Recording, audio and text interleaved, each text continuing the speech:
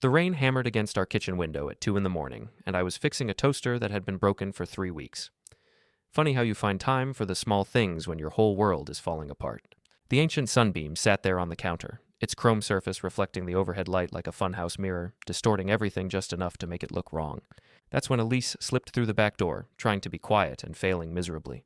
Her heels clicked against the linoleum floor like a countdown timer, each step announcing her guilt louder than a church bell on Sunday morning. "You're up late," she said, clutching her phone against her chest like it was some kind of shield. I didn't look up from the toaster's guts. "Couldn't sleep. Funny thing about insomnia. Gives you time to think?" She moved toward the stairs, but I could see her reflection in the toaster's chrome. Her lipstick was smudged, her work dress wrinkled in all the wrong places, the kind of wrinkles you get from being pressed against someone else. "How was your meeting?" I asked, still focused on the heating elements. "Fine." "Long." You know how these quarterly reviews go. I knew a lot of things, like how she'd been having these quarterly reviews twice a week for the past month, like how her phone had been buzzing with texts from someone named Bran, like how she'd started wearing perfume to work again after 5 years of marriage. "Jack, I'm exhausted. Can we talk in the morning?" I finally looked up at her. My wife of 5 years, standing in our kitchen at 2 a.m., lying to my face with the same mouth that used to whisper she loved me. Her blonde hair was mussed, and there was a hickey on her neck that she'd tried to cover with makeup. "Sure, honey. Sweet dreams." She disappeared upstairs, and I heard the shower turn on, washing away the evidence. I'd cloned her phone 3 days ago, a little trick I'd learned from my buddy Mickey, who used to be a cop before he decided beer was more reliable than justice. The texts were all there, laid out like a roadmap to betrayal. Bran: "Great tonight. Next time, my place." Elise: "Can't wait." Jack suspects nothing. Bran: "What if he finds out?" Elise: "He won't. He's too trusting, too weak, too weak." That stung more than the cheating.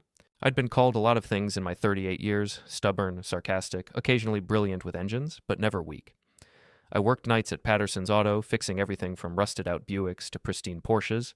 I restored classic cars on weekends, turning rust buckets into museum pieces with nothing but patience and skill. But apparently, I was too weak to see what was happening in my own marriage. I finished with the toaster, plugged it in, and watched it work perfectly. Sometimes fixing things is just about knowing which wire goes where. Sometimes it's about having the right tools. My phone buzzed with a text from Mickey.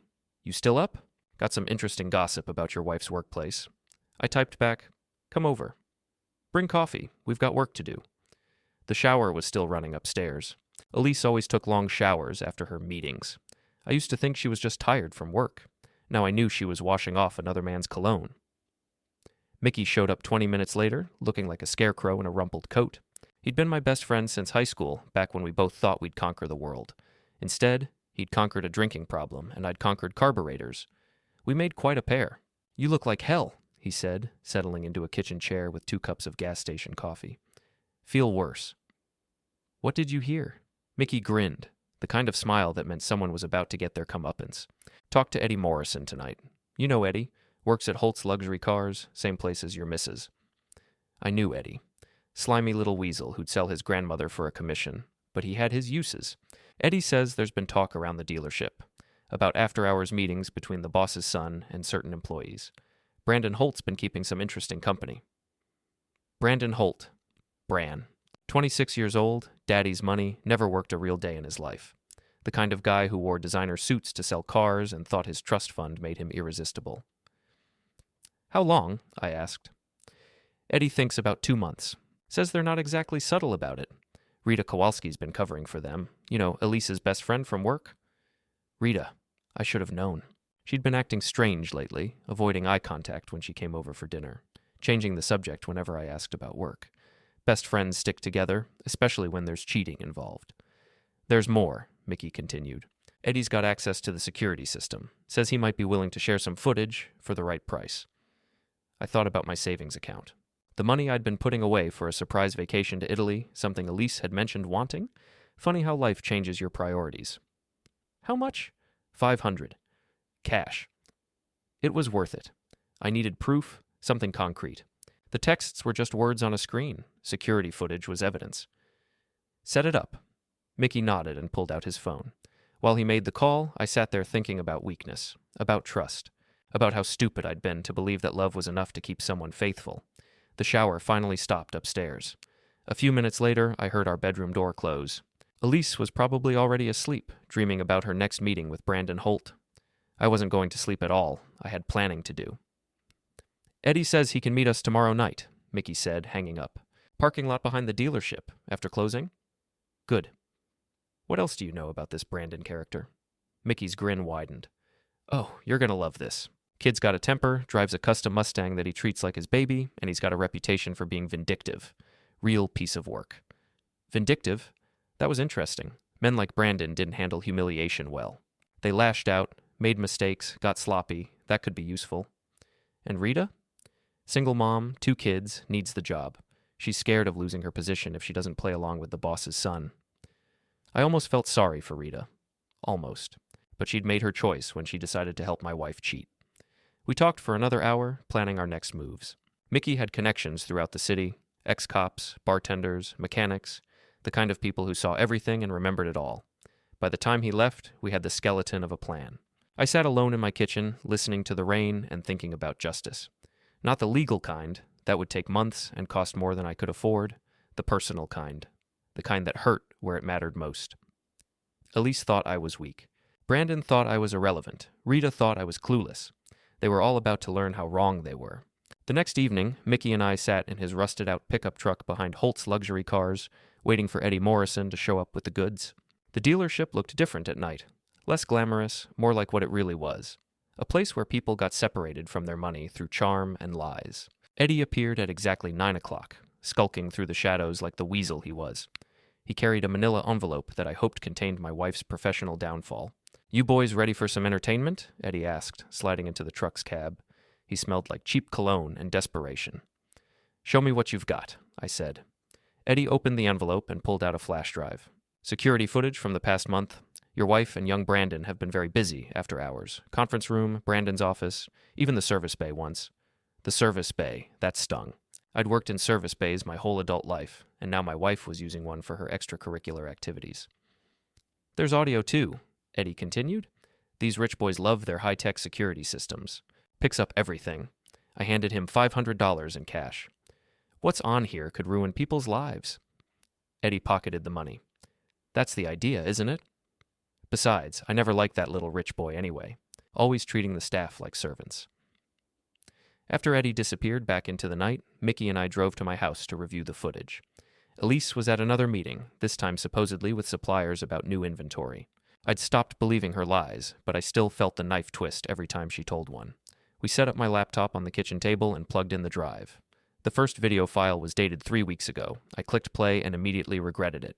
There was my wife in Brandon Holt's office doing things that made my stomach turn. The audio was crystal clear, every moan, every whispered endearment, every promise of future encounters. You want me to turn it off? Mickey asked. No, I need to see all of it. There were dozens of files, conference room encounters during lunch breaks, after-hour sessions in Brandon's office. One particularly painful video showed them in the service bay. My wife bent over the hood of a Mercedes while Brandon took her from behind.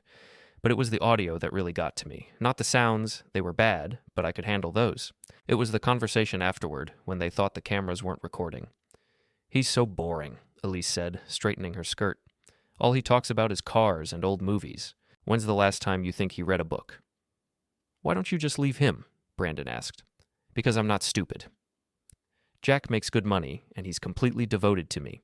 Why give up financial security for someone who might get bored and move on? You think I'd get bored? Honey, you've been bored with every woman you've ever dated. I'm just having fun while it lasts. I paused the video. My hands were shaking, and not from anger, from something deeper, the complete destruction of everything I'd believed about my marriage. Jack, Mickey said quietly, you don't have to watch anymore. Yes, I do. I need to know exactly what I'm dealing with. The next video showed Rita entering Brandon's office during one of their sessions. Instead of being embarrassed, all 3 of them laughed about it. Rita even offered to keep watch next time. Your husband called looking for you, Rita told Elise. I told him you were with a difficult customer. Perfect. God, he's so trusting. Sometimes I think he wants to be lied to. They all laughed again. My wife, her lover, and her best friend, laughing at my expense. I closed the laptop and sat back in my chair. The kitchen felt different now, like a crime scene where my marriage had been murdered. "What do you want to do with this?" Mickey asked. "I want them to suffer. All of them. But I want to be smart about it."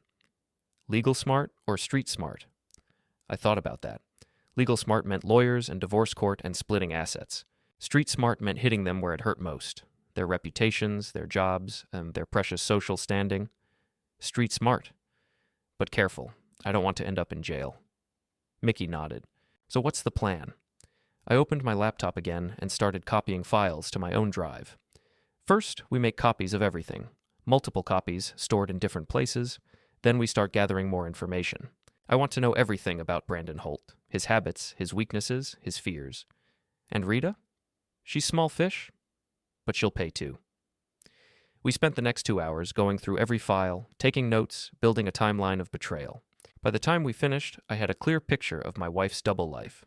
Elise came home at midnight, slipping through the back door again. This time, I was ready for her. "How was the supplier meeting?" I asked from the kitchen table. She jumped, startled.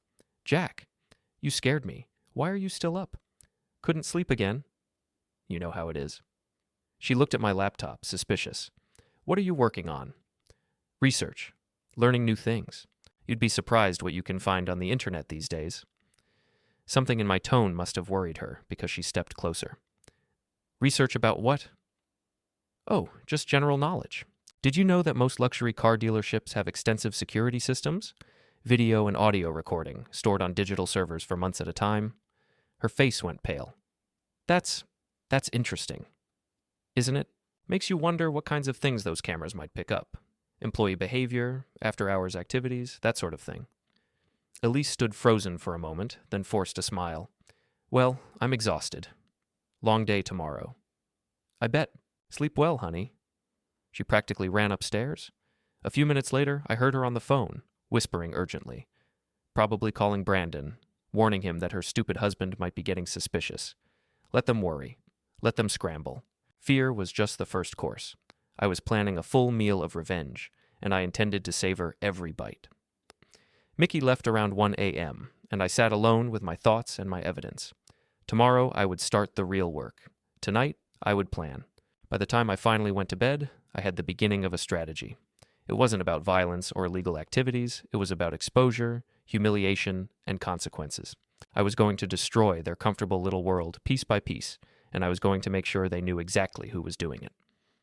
Elise was already asleep when I slipped into bed beside her. She stirred slightly, murmuring something in her sleep. For a moment, looking at her peaceful face in the moonlight, I almost felt sorry for what was coming. Then I remembered her laughing with Brandon and Rita about how trusting and boring I was, and the sympathy evaporated. She wanted excitement? She was about to get more than she bargained for. 3 days later, I made my opening move. Elise left for work that morning, driving her precious Audi A4, the car she'd bought with her dealership employee discount. She babied that vehicle like it was made of gold, washing it twice a week and parking it far from other cars to avoid door dings, which made it the perfect target. I waited until noon, then drove to the dealership in my work truck. The service department was busy, which meant plenty of witnesses for what I was about to do. I walked into the customer waiting area like I belonged there, carrying a small toolbox and wearing my cleanest work shirt. Rita was behind the sales desk, talking to a potential customer. She saw me and waved, probably thinking I was there to surprise Elise with lunch or flowers. If only she knew. I found Elise's Audi in the employee parking area and got to work. Nothing destructive. I wasn't stupid enough to commit vandalism. Instead, I made some creative modifications. First, I accessed her car's Bluetooth system and uploaded a custom audio file to replace her usual playlist. Then I recalibrated her door locks to malfunction randomly. Finally, I adjusted her car alarm's sensitivity to maximum, ensuring it would go off at the slightest provocation. The whole operation took 15 minutes. I was walking back to my truck when Brandon Holt emerged from the dealership, probably heading to lunch in his precious Mustang. "Hey there," he called out, jogging over with that entitled swagger I'd seen in the security videos. "You're Elise's husband, right?" "Jack?" I turned to face him, studying the man who'd been screwing my wife. He was handsome in a generic way. Perfect teeth, expensive haircut, clothes that cost more than most people's rent. The kind of man who'd never worked with his hands or worried about paying bills. "That's right. And you're Brandon." He seemed surprised that I knew his name. "Yeah, that's me. Listen, your wife talks about you all the time. Says you're some kind of mechanical genius." "She talks about me?" I kept my voice neutral, curious. Oh, absolutely. Always bragging about your skills, how you can fix anything. She's really proud of you. I almost laughed. The lies came so easily to him, probably because he'd been practicing them on other people's wives for years. That's nice to hear. I hope you two work well together. We make a great team, he said, and I caught the double meaning in his tone. She's definitely one of our most dedicated employees. I'm sure she is. Well, I should get going. Nice meeting you, Brandon. Likewise. Hey, if you ever need a new car, come see me. I'll take good care of you. I bet he would. Probably the same way he was taking care of my wife. I drove back to work, but I couldn't concentrate on the transmission I was supposed to rebuild. All I could think about was Brandon's smug face, the way he'd practically laughed while lying to me. The casual arrogance of a man who thought he was untouchable. At 5:30, my phone rang. Elise, and she was furious. Jack, what did you do to my car? What do you mean? My music is all screwed up. My doors won't lock properly, and the alarm went off 3 times this afternoon. People are staring at me like I'm some kind of idiot. I feigned concern. That sounds terrible. Maybe there's an electrical problem. You know how finicky German engineering can be. This isn't a coincidence. My car was fine this morning. Honey, you sound paranoid. Why would anyone mess with your car? There was a long pause. When she spoke again, her voice was tight with suspicion. I don't know, but if I find out someone's been tampering with my property, you'll what? Call the police. Tell them your husband might have adjusted some settings on your car? Another pause. She knew she was trapped. Accusing me directly would require admitting she had reasons to be suspicious, and she wasn't ready for that conversation yet. Just stay away from my car, okay? Of course, honey. I wouldn't dream of touching your precious Audi. She hung up without saying goodbye. I smiled for the first time in days. That evening, Mickey came over with pizza and beer. We sat in my living room, listening to Elise bang around upstairs, still furious about her car troubles. Phase 1 successful? Mickey asked. Better than I hoped. She's rattled, and Brandon got his first good look at me. Now he knows I exist. What's next? I pulled out a notebook where I'd been sketching my plans. Information warfare. I want everyone at that dealership to know exactly what kind of people they're working with. Mickey studied my notes. You sure about this? Once you start, there's no going back. I'm sure. They made their choice when they decided to make me look like a fool. The next morning, I put Phase 2 into motion. I'd created several anonymous email accounts and spent hours crafting messages that would plant seeds of doubt throughout the dealership's staff. To the general manager. Thought you should know that certain employees are using company facilities for personal activities after hours. Might want to check your security footage. To the human resources director. There's been talk around town about inappropriate relationships between management and sales staff. Might be worth investigating before it becomes a bigger problem. To Brandon's father, who owned the dealership. Your son's behavior is becoming an embarrassment to your family name. Ask around. People are talking. I sent the emails from different locations. The public library, a coffee shop, an internet cafe across town. Each message was carefully worded to sound like concerned gossip rather than specific accusations. By noon, Mickey was calling with reports from his network of contacts. Eddie says there's been meetings all morning. Management's asking questions, people are nervous. Your emails definitely hit their target. Good. Let them sweat.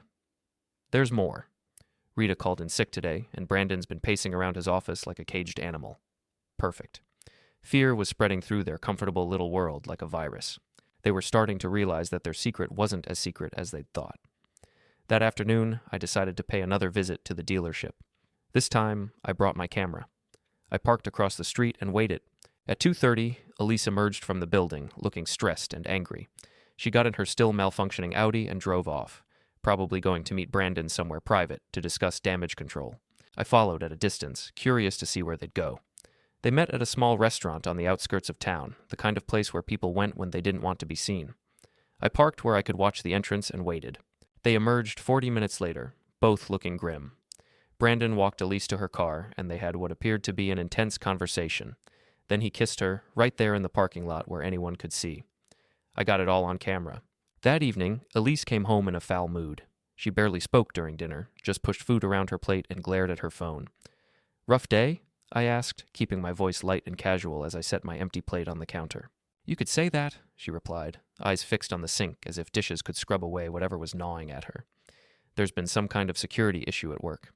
Management's asking a lot of questions. What kind of security issue? I asked, folding my napkin while she dried a wine glass with exaggerated slowness. I don't know. Probably nothing. Office politics, you know? She offered a small, brittle laugh that didn't reach her eyes, but I saw the worry.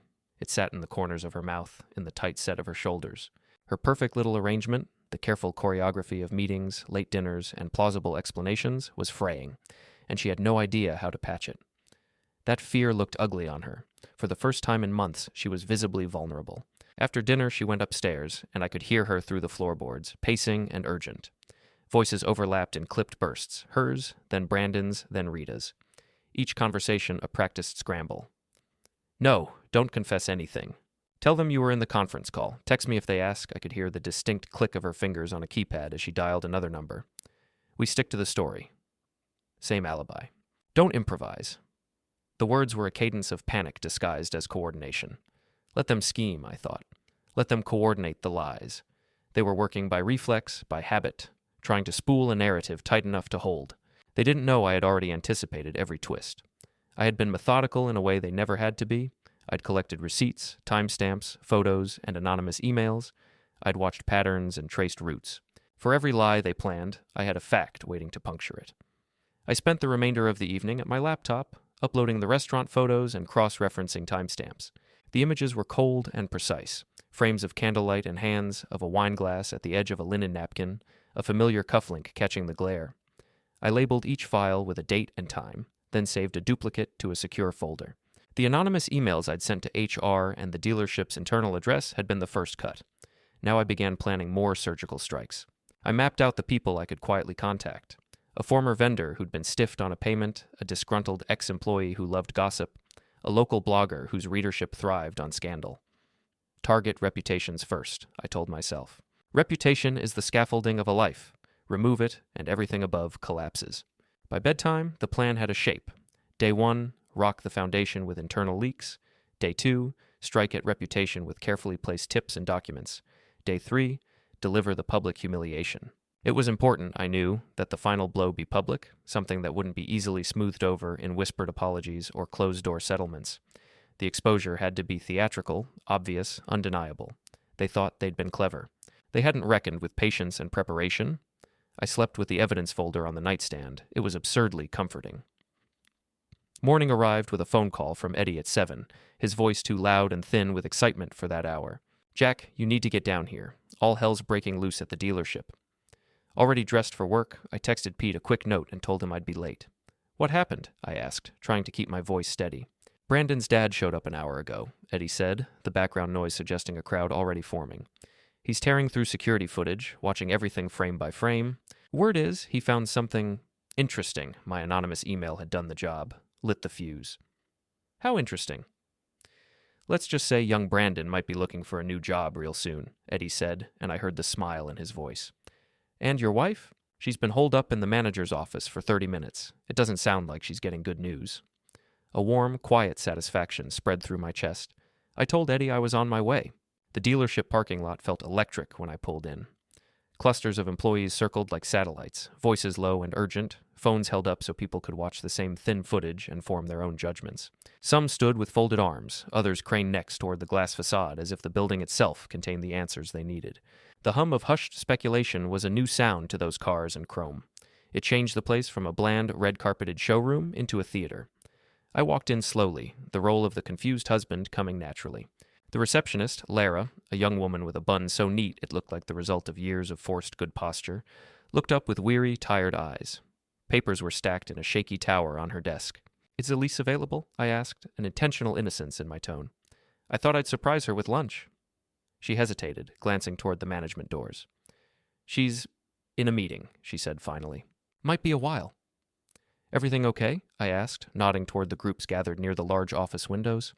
Everyone inside seemed to move faster than outside, the urgency corralled behind glass. Lara lowered her voice, like she was sharing state secrets. There's an investigation. Management's been reviewing security footage and employee records all morning. They're saying some people might be in trouble. Some of the footage, it's not good. Not good how? I pressed, keeping my tone casual. She bit her lip.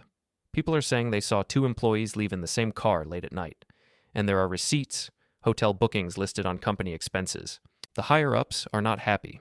Someone sent the board an anonymous email with screenshots. She glanced at me, then away, obviously trying to gauge whether to say more. That anonymous email, was it detailed? I asked. Her eyes widened, just a fraction. Yeah, it had names, dates, times, enough to make them pause. Patricia's in our office right now, talking to HR. There's even a family member of one of the guys here looking at footage. It's bad, Jack.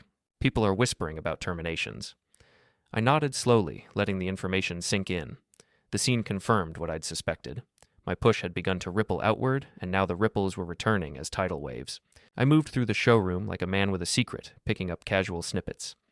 Brandon's dad, manager's office, hotel receipts, expense reports, and assembling them into a mosaic that felt dangerously complete.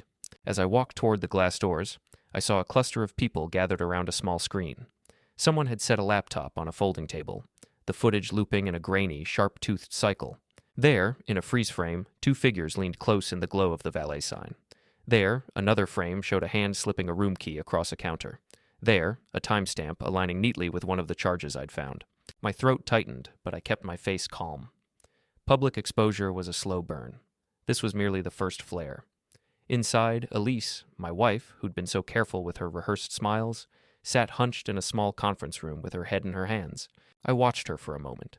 She looked less polished than she had at dinner last night. The makeup was smudged under her eyes, and her posture was frayed at the edges. Across the room, Brandon stood rigid and pale. His phone buzzed incessantly in his palm. He ignored it, as if ignoring would erase the glow of the screen that told him he'd been found out. People glanced at him like he was a live wire, dangerous and unpredictable. I pulled my coat tighter and walked over to the cluster, nodding to coworkers I'd known for years, letting a few murmured condolences and thin smiles pass by like polite dust. I didn't need to speak. The footage, the receipts, the emails were speaking for me now. "Everything okay?" Lara asked again as I passed. "Better than okay," I said quietly. "It's starting to take care of itself." I feigned concern. "That sounds serious. I hope Elise isn't involved in whatever's going on." "I'm sure she's fine," Lara said, but her tone suggested otherwise. I waited in the customer lounge, pretending to read magazines while actually listening to the conversations around me. The staff was clearly nervous, and Brandon's name kept coming up in hushed tones. After an hour, Elise finally emerged from the management office.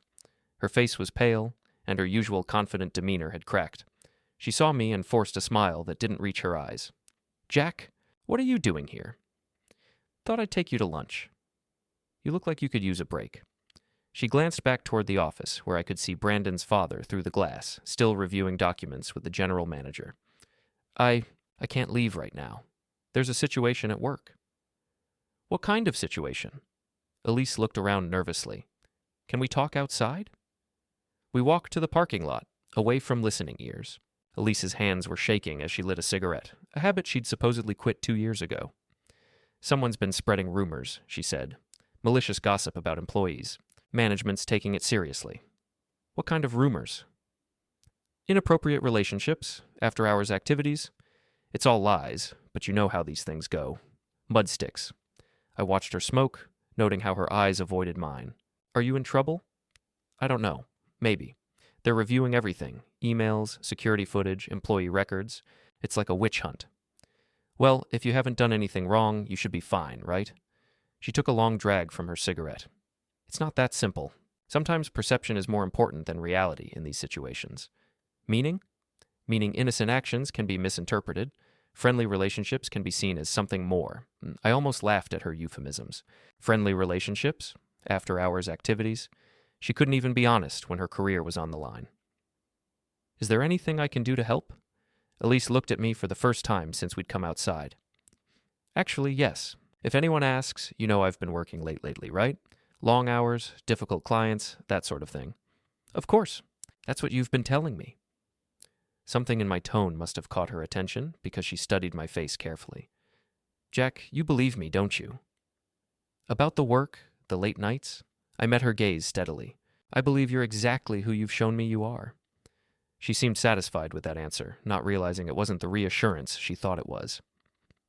"I should get back inside," she said, dropping her cigarette and crushing it under her heel. "Thought this might take all day." "Good luck. I hope everything works out." As she walked back toward the building, I saw Brandon emerge from a side door. He looked like a man facing execution, pale, sweaty, and desperate. He saw Elise and hurried over to intercept her before she could go back inside. I was too far away to hear their conversation, but their body language told the story. Brandon was gesticulating wildly, clearly panicked. Elise was trying to calm him down, but she looked just as frightened. After a few minutes, they separated. Brandon got in his Mustang and drove off quickly, while Elise reluctantly returned to the building. I drove back to work, but my mind was on the next phase of my plan. The dealership investigation would run its course, but I wanted to accelerate the timeline. It was time to make things more personal. That evening, I called Mickey and arranged to meet at his favorite bar, the Rusty Anchor. It was the kind of place where locals went to drink away their problems and share gossip. Perfect for what I had in mind. The bar was crowded when I arrived, filled with the usual mix of blue-collar workers, retirees, and people who had nowhere else to go. Mickey was at his usual spot, nursing a beer and chatting with the bartender. "How'd it go at the dealership?" he asked as I sat down. "Better than expected. Management's asking hard questions, and our targets are starting to panic." "Good. What's next?" I ordered a beer and looked around the bar. I recognized several faces. Guys I'd worked with, neighbors, people who knew Elise and had opinions about our marriage. "Next we go public. But carefully. I want people to draw their own conclusions." Mickey grinned. "I love it when you get devious. What do you need me to do?" "Just listen and occasionally steer the conversation. I'm going to tell some stories." I started with Tom Bradley, a guy I'd known since high school who worked construction. He was sitting at the bar, complaining about his own wife's spending habits. "At least your wife tells you where she's going," I said, joining the conversation. "Mine's been working late almost every night for months. Sometimes I wonder what she's really doing," Tom laughed. "You think she's cheating? Elise seems too smart for that." "I don't know, probably just being paranoid. But she comes home at weird hours, always on her phone, making excuses. Makes a man wonder." "Where's she working again?" asked Jerry, another regular. "Holt's Luxury Cars, sales department. She says they have a lot of after-hours meetings with clients." Jerry snorted. "After-hours meetings? Right. I bought a car there last year, and they were closed by 6 every night." "Maybe it's different for management," I said, playing devil's advocate. "Or maybe she's getting some extracurricular education from the boss's son," Tom suggested with a laugh. I pretended to be shocked. "Brandon Holt? Come on, he's just a kid." "Kid with a reputation," Jerry said. "My cousin works there. Says young Brandon's been through half the female staff." "Really?" I let skepticism creep into my voice. Elise never mentioned anything like that. "She wouldn't, would she?" Mickey chimed in. Women protect each other when it comes to office gossip. The conversation continued for another hour, with more people joining in. By the end of the night, half the bar had heard about Elise's late nights, Brandon's reputation, and the mysterious after-hours meetings at the dealership. I didn't accuse anyone of anything. I didn't make any direct claims. I just asked questions and let other people connect the dots. When I got home, Elise was already in bed, but she wasn't asleep. She was staring at the ceiling, lost in thought. "How did things go today?" I asked, undressing for bed. "Terrible. They suspended Brandon pending investigation, and they're reviewing all the sales staff's activities for the past 6 months." "Suspended?" That sounds serious. It's all politics and rumors. Someone's been spreading lies, and management's overreacting. I got into bed beside her. "What kind of lies?" Elise turned to face me, and in the dim light, I could see the fear in her eyes. "Someone's been saying that employees are using company property for personal activities, that there are inappropriate relationships between staff members." "Are there?" The question hung in the air between us. Elise stared at me, probably trying to figure out if I knew more than I was letting on. "Not that I know of," she said finally. "But you know how gossip works. People see what they want to see." "Well, I'm sure the truth will come out eventually. It always does." Elise rolled over, turning her back to me. "I hope so. My job depends on it." I lay there in the dark, listening to her breathing and planning my next move. The investigation at work was just the beginning. Soon, the whole town would know what kind of woman I'd married, and then the real fun would begin. The call came at 6 in the morning, 3 days after Brandon's suspension. Rita's voice was shrill with panic, barely recognizable through her tears. "Jack, is Elise there? I need to talk to her right now." I glanced at my wife, who was pretending to be asleep but was obviously listening to every word. "She's still sleeping, Rita." "What's wrong?" "They fired me." "They actually fired me. 24 hours notice, effective immediately. They said I was involved in some kind of conspiracy." I felt Elise tense beside me. "That's terrible." "What kind of conspiracy?" "I can't talk about it over the phone." I need to see Elise. It's important. I'll have her call you when she wakes up. After I hung up, Elise sat up immediately, dropping the pretense of sleep. What did Rita want? She's been fired. Something about a conspiracy. She seemed pretty upset. Elise was already reaching for her phone. I need to call her back. At 6 a.m? Can't it wait? No, it can't wait. Rita's my friend, and she's in trouble. She went into the bathroom to make the call, but I could hear every word through the thin door. Rita was sobbing, explaining how management had confronted her with security footage and email records. They knew she'd been covering for Elise and Brandon, and they'd terminated her employment immediately. What about Brandon? Elise asked. He's gone too. His father disowned him from the business, cut him off completely. He's talking about leaving town. There was a long pause. Then Elise asked the question I'd been waiting for. Do they know about us? About me and Brandon? They know everything, Elise. Someone's been feeding them information, and they have evidence. Video evidence. Another pause. When Elise spoke again, her voice was barely a whisper. How much trouble am I in? I don't know, but if I were you, I'd start looking for another job. After the call ended, Elise sat on the edge of the bed, staring at her phone. Her hands were shaking, and I could see tears forming in her eyes. Everything okay? I asked innocently. Rita lost her job. Budget cuts, apparently. Another lie. Even now, facing disaster, she couldn't tell me the truth. That's too bad. I know you two were close. Elise nodded absently, then got up and started getting dressed. I need to get to work early today. There's a lot going on. I bet there is. She paused, looking at me suspiciously. What's that supposed to mean? Nothing. Just that you've been under a lot of stress lately, with all the changes at work. She finished dressing and left without saying goodbye. I watched from the bedroom window as she drove away in her still malfunctioning Audi, probably heading to damage control meetings that wouldn't save her career. I called in sick to work and spent the day implementing the next phase of my plan.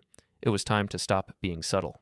I drove to the dealership and asked to speak with the general manager, a thin, nervous man named Peterson who looked like he hadn't slept in days. Mr. Calhoun, what can I do for you? I wanted to discuss my wife's employment situation.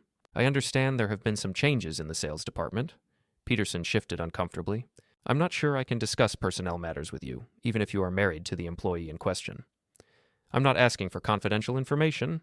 I'm just concerned about the rumors I've been hearing around town. What kind of rumors? I leaned forward, adopting a conspiratorial tone. People are saying that certain employees were involved in inappropriate relationships. That company property was being used for personal activities. As Elisa's husband, I need to know if these rumors have any basis in fact. Peterson looked like he wanted to crawl under his desk. Mr. Calhoun, I really can't. Because if my wife was involved in something inappropriate, I need to know. For my own protection, you understand. Divorce lawyers ask hard questions. The word divorce got his attention. Peterson realized that I wasn't there as a supportive husband. I was there as a potential problem.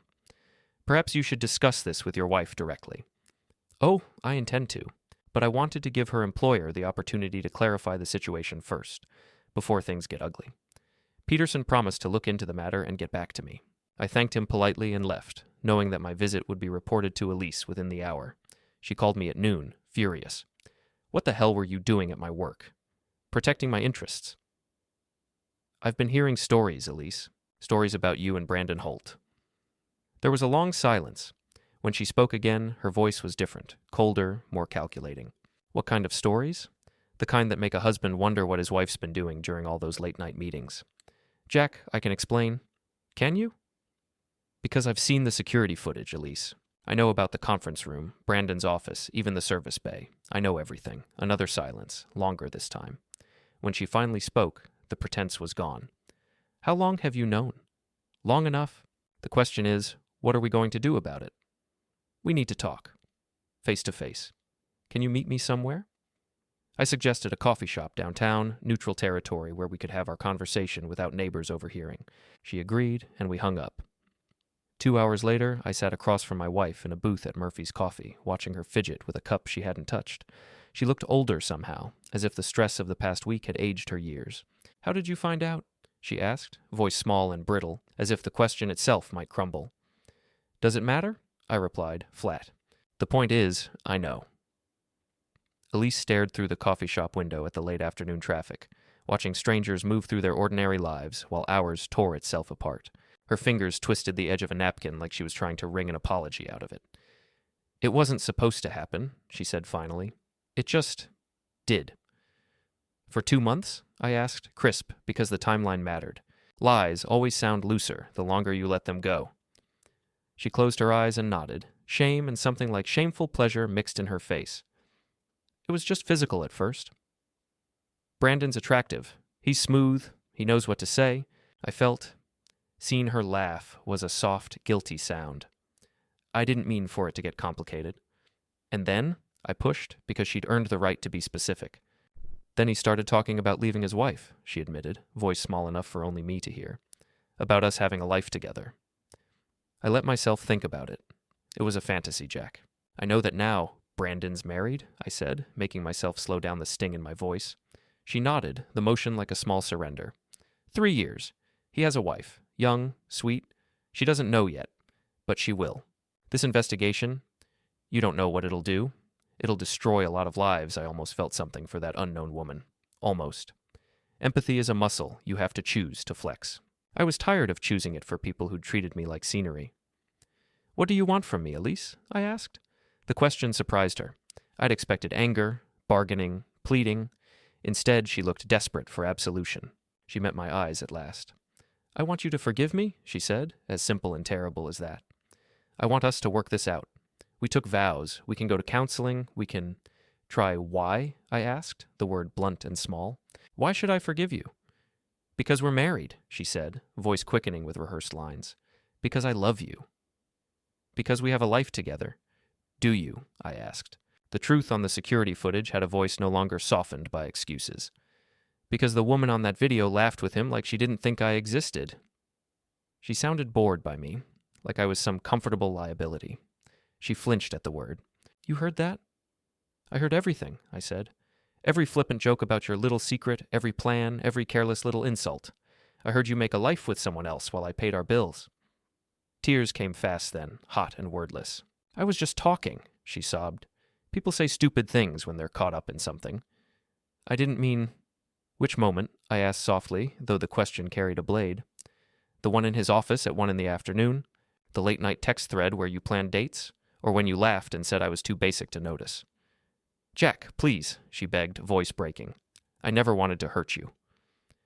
I let out a laugh that had no humor. You never meant to get caught. There is a difference outside, the rain picked up, blurring the city into watercolor. Inside, the coffee shop hummed with other people's small dramas, students on laptops, a couple arguing about a flight, a barista calling out names. Our lives felt obscene and exposed beneath that ordinary noise. What happens now? Elise asked after a while, wiped out and hollow. Now you face the consequences, I said. You're done at the dealership. They're waiting for the board to make the call. Brandon's career will be collateral. He'll disappear faster than he appeared. Rita, she'll distance herself. Your little fantasy castle collapses. And us? She whispered. I stood up, left the exact amount for my untouched coffee, and smoothed the napkin where my palm had left a faint ring.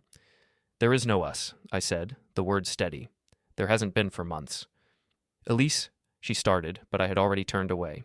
Walking out felt anticlimactic and enormous at once. The confrontation I'd rehearsed 1,000 times played itself out with less fanfare than I'd imagined. We'd arrived at the end not with violence, but with a careful accounting. Sometimes the ledger is enough. Outside, I sat in my truck for a long minute, watching Elise through the shop window. She fumbled with her phone, dialing and redialing. Probably Brandon, probably Rita, whoever was left to catch the scraps. Her shoulders trembled in a way that felt like a confession. It didn't matter. My plan wasn't just exposure. It was a staged collapse. I wanted the truth to ripple outward, to be undeniable, and to leave a permanent mark. I started my engine and drove home to begin the next phase. The Founders' Day festival was 3 weeks away, the town's one night of pomp, where everyone dressed up and took their place on the social ladder. If there was ever a stage built for spectacle and for permanent, unignorable shame, this was it. Crowds, press, the mayor giving a speech. It was everything a private humiliation needed to become public history. I intended to make it memorable, but spectacle without foundation is hollow. I spent the next days doing the groundwork that would make my reveal watertight and surgical. Social media would be the chorus. Local allies would be the supporting cast. The aim was not to invent dirt, but to curate what already existed into a coherent narrative so the town couldn't pretend it was rumor. I started quietly, using the photos from Pete, the hotel receipts I'd uncovered, the timestamps, and the edited audio clips. Nothing explicit, nothing criminal, only undeniable correspondences. I built a dossier. I set up a blog under a pseudonym, Truth in Marriage. The name was blunt and a little theatrical, exactly what I wanted. I wrote the first post like a husband seeking counsel, carefully omitting names but giving dates and specific details any local reader could map to real people. Elise became E, Brandon B, the dealership, the lot. The first post, When Your Wife Works Late, was framed as an open question. How do you rebuild when suspicion becomes certainty? I wasn't reckless. I checked libel laws in my head, cross-checked my facts, and removed anything that could be construed as invented. What I published was true, trimmed of vindictiveness in wording, but heavy in implication. People respond to narrative. I was giving them one. The post included cropped photos of hands on a hotel lobby desk, a screenshot of a reservation confirmation, and a short excerpt of audio where I'd masked voices but preserved the cadence that matched the timestamps. I dispersed the material in a drip. A post, then a tweet, then a DM to a local blogger who wrote about civic life and wasn't above sensationalism. Simultaneously, I seeded the rumor mill more quietly. I called a former vendor who'd been stiffed years ago by the dealership and offered him the receipts with a suggestion he might be interested in clearing the air. I emailed an anonymous tip to a small but scrappy local news site that loved scandal. I printed copies of the most damning photos and left them in places where they'd be found by coworkers and friends, on the copy machine at a place Rita frequented, slid into a sports columnist's mailbox. It felt petty at times, but there's artistry in small pivots. The right image in the right hand at the right moment could break reputations faster than any sermon. Every move was calculated to escalate. First internal suspicion, then reputational damage, then a public crescendo. People think the truth is always self-evident. Sometimes it needs the architecture of proof to make it stick. I was building that architecture brick by brick. My posts on truth in marriage were deliberate. Entry 2 recounted the pattern of late meeting reservations. Entry 3 included photos of hotel logos and anonymous commentary from a concerned townsperson. Comments began to accumulate. Friends of mine, people I knew had already seen the footage, commented with plaintive defenses and also questions. The blog didn't explode overnight, but it gained traction in the circles that mattered. Church groups, PTA threads, the local running club. People started to whisper. That whispering is what turns a private shame into a public calamity. At night, I printed more photographs, organized envelopes of receipts, and made a meticulous timeline. I practiced the cadence of my eventual public words in front of a mirror until they felt wrong and then right. There's power in preparation. I didn't want a messy catharsis. I wanted an indictment everyone could read and nod at and repeat at dinner parties for months. When the Founders' Day procession approached, my strategy was simple. Make the reveal unavoidable. The festival program included a slideshow of community highlights, 2 minutes at the beginning of the mayor's speech that everyone would see. One innocuous image in that slideshow of town life would be easy to swap. Alternatively, handing out printed handbills during the festival, concise, photographic, factual, would ensure even those not glued to their phones would get the message. I prepared both, and always, beneath the planning, ran a quieter resolve. This wasn't about revenge in the way my friends might imagine. It wasn't lust turned violent or a starring scene in a melodrama. It was a rebalancing. These people had treated me, my life, my time, my home as our like background. I intended to make sure that the background had a say. So I waited while they fretted and schemed, while the town chatted and the Kellys discussed the best pie at the bake sale. Patience is a sharp tool when you handle it right. 3 weeks leaves room for mistakes, for adjustments, for the slow drip that turns gossip into consensus. When the time came, the reveal would not be a mere outburst. It would be a carefully delivered verdict, the kind that leaves a small town whispering for years. The response was immediate and overwhelming. Comments poured in from people sharing their own experiences with cheating spouses, offering support and advice. The blog was shared hundreds of times within the first week. The second post, following the evidence, detailed my investigation without revealing how I'd obtained the information. Again, I framed it as a man trying to save his marriage by understanding what had gone wrong. By the third post, the other woman's best friend, people were starting to connect the dots. Local readers began speculating in the comments about which dealership I was referring to, which employees might be involved. Mickey was my biggest supporter, sharing every post and adding his own commentary. Soon, half the town was following the blog, waiting for the next installment like it was a soap opera. Meanwhile, Elise's world continued to crumble. She was fired from the dealership 2 weeks after Rita, officially for performance issues. But everyone knew the real reason. Brandon had indeed left town, supposedly to explore opportunities in another state, but really to escape the scandal. Elise tried to find another job, but word had spread throughout the local business community. No one wanted to hire someone with her reputation, especially in a small city where everyone talked. She came home from another failed interview looking defeated and desperate. "Jack, we need to talk about money. My unemployment benefits won't cover the mortgage and car payments." I looked up from my laptop, where I'd been working on my next blog post. "That sounds like your problem." "It's our problem. This is our house, our debt." "Actually, it's my house. I bought it before we got married, remember? And your car loan is in your name only." The realization hit her like a physical blow. "You're going to throw me out?" "I'm going to stop enabling your lifestyle. If you want to live here, you can contribute to the expenses. If you can't contribute, you can find somewhere else to live." "Where am I supposed to go? I don't have any money, and no one will hire me." "You should have thought about that before you decided to screw your boss's son." Elise's desperation turned to anger. "You bastard! You planned this, didn't you? You've been sabotaging me from the beginning." "I've been revealing the truth. There's a difference. The blog, the rumors, the anonymous tips to management, that was all you." I didn't deny it. There was no point in pretending anymore. "You destroyed my life," she continued. "My job, my reputation, my future. All because you couldn't handle the fact that I found someone better than you." "Better?" "Brandon ran away the moment things got difficult. He left you to face the consequences alone. Is that your definition of better? At least he wasn't boring. At least he made me feel alive. And now you can feel alive on the street." The argument continued for another hour, but the outcome was inevitable. Elise had no leverage, no options, no support system. She could rage all she wanted, but the mathematics of her situation were unforgiving. 3 days later, she moved out, taking only what she could fit in her malfunctioning Audi. She found a studio apartment across town, the kind of place she would have sneered at 6 months earlier. I watched from the window as she loaded her belongings, feeling nothing but cold satisfaction. The woman who had called me weak and boring was now learning what real weakness looked like, but I wasn't finished with her yet.